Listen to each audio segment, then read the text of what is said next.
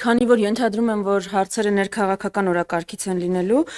ամեն դեպքում ուզում եմ արտաքին քաղաքական օրակարգի վերաբերյալ մի մեջբերում անել, հետո անդրադառնանք ձեր հարցերին։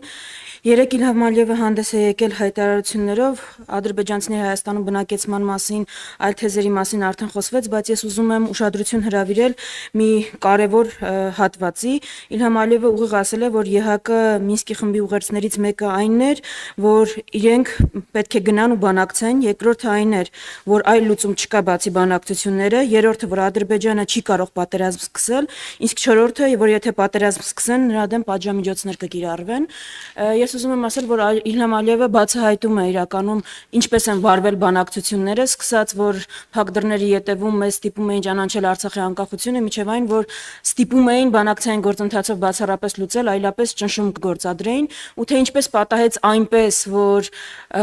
բանակցային գործընթացը խեղվեց ու շեղվեց այնպես, որ Հայաստանը մենակ մնաց Հայաստանի դեմ սանձազերծված պատերազմում, ու հետո էլ գործող իշխանությունը այդպես հպարտորեն հայտարարում է, դե մենակ մնացինք մենք, մեզ օգնող չեղավ, դատեք բանակցողների բանակցային հմտություններից։ Այսքանը արտաքին քաղաքական օրակարգի դեմ, ել չեմ խոսում մասին, ել չեմ խոսում այն բանի վերաբերյալ, որ ուղակի հայտարարում էին, որ օգոստոսի 8-ից հետո